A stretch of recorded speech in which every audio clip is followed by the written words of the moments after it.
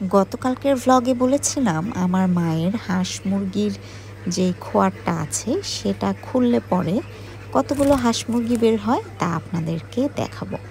চলুন আজকে আমার মায়ের সঙ্গে হাঁস মুরগির খোয়ারের কাছে।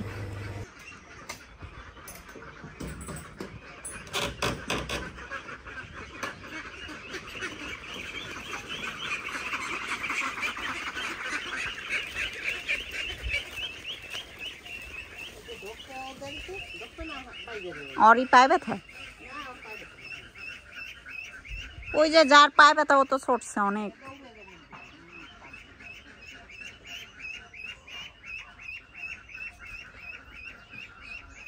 ছোট্ট হাঁসগুলোকে ছাড়া হয়ে যাওয়ার পরে এখন মুরগিগুলোর পালা।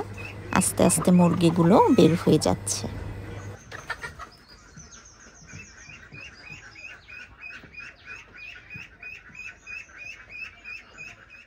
এবারে মা চলে যাবে আমাদের হাঁসের খোয়ারের মানে বড় হাঁসের খোয়ারের কাছে। এইখানে বড় হাঁসগুলো থাকে। আসলে ডিসেম্বর জানুয়ারিতে প্রচুর হাঁস খাওয়া হয়ে গিয়েছে, তাই বড় হাঁসের খোয়ারে এখন তুলনামূলক কম হাঁস আছে। তবুও হাঁসগুলো যখন বের হয় অনেক সুন্দর একটা দৃশ্য হয়। আপনারা সাথে থাকুন এবং দেখতে থাকুন। আমার মা এখন চলে এসেছে হাঁসের খোয়ারের কাছে। এখানে বড় হাঁসগুলো থাকে আর ছোট হাঁসগুলো তো অলরেডি ছেড়ে দিয়েছে, দেখলেনই। এখন বের হবে।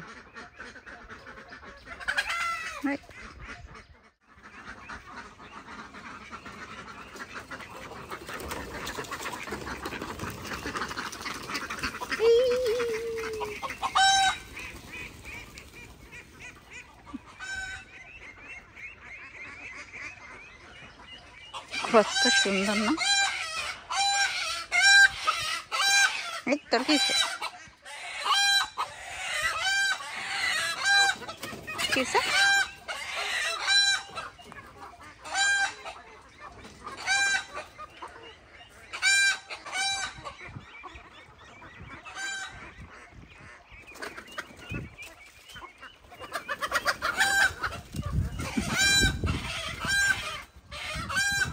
হাঁসগুলো সারা বছর প্রচুর ডিম পেড়েছে, এখন রেস্টে আছে।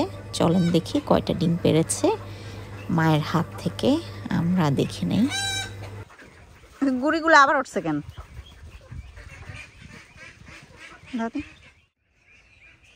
দেখাও ডিমটা কয়টা? একখান, একটা মাত্র ডিম পেড়েছে।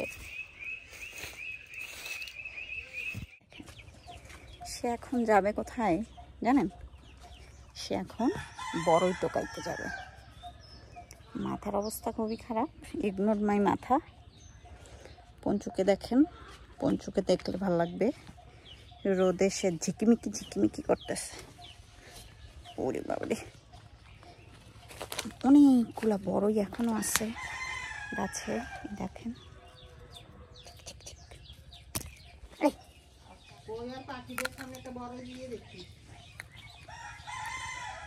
দেখো কেমন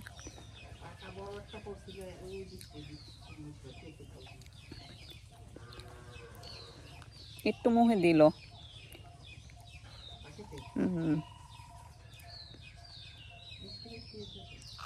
বালকে বালকে খাবে না? ভাল লাগে না? ভাল লাগে না তার। এই বেগুন গাছগুলো কার মা? মেলা বেগুন বুড়ো হয়ে যাবে না?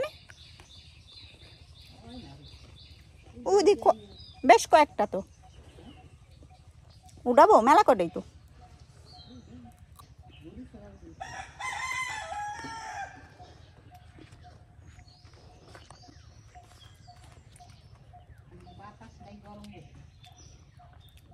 আচ্ছা ওই জায়গা জুড়ি দাও তো, ওই ফুকা দিয়ে। বাবা কত বড়ই পড়ে আছে দেখেন, সব বড়ইগুলা নষ্ট হয়েছে। আমরা আসছি বেগুন তুলতে, আমি আর পঞ্চু। আমার মা তো পানি এদিকে নামতে পারে না, তো মা বলতেছে বেগুন বোধহয় নাই বেশি। তো আমি তো এসে দেখতেছি বেশ ভালোই বেগুন আছে এখানে। থামেন দাঁড়ান। আগে নেমে নিই। ওরে বাবা, এই দেখেন কে আমাদের পঞ্চু। বেগুন গাছ উঠবি, বেগুন গাছ উঠবি ঝাট, এই বেগুন গাছ ওঠো, এখানে ওঠো, 1 মিনিট।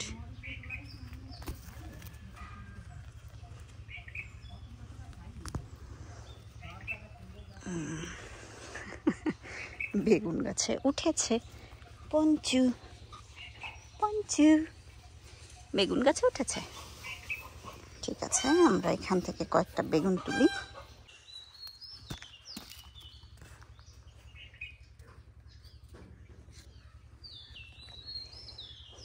বেগুন গাছে উঠগে বই দিছে।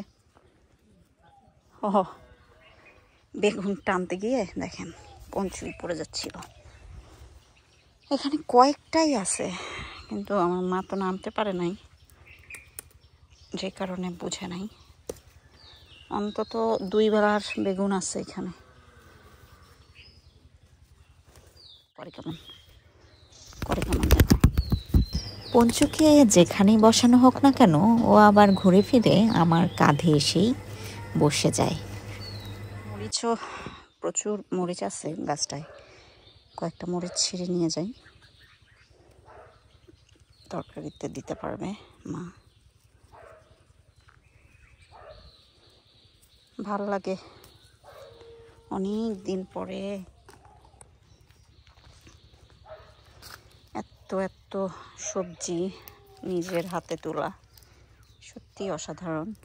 শাকসবজি দেখে তো আবেগে পড়ে তুলে নিলাম, কিন্তু আজকে আবার আমাদের পুকুরে জাল ফেলে মাছ ধরা হবে, বিশাল আয়োজন। তাই আজকে হয়তো এই সবজি রান্না হবে না, কালকে হয়তো হতে পারে। আজকে সারাদিনে প্রচুর অভিজ্ঞতা হয়েছে।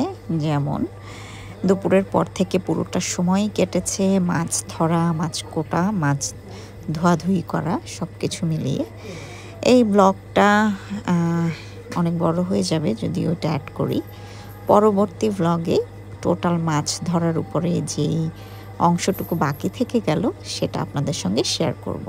ততক্ষণ পর্যন্ত সাথে থাকুন আর আমাদেরকে সাবস্ক্রাইব করুন। আর আজকের ভিডিওটি কেমন হয়েছে কমেন্ট করে জানাতে ভুলবেন না। ভালো লাগলে একটা লাইক করে দিবেন। ভালো থাকবেন সবাই, সবাইকে অনেক ধন্যবাদ। বাই।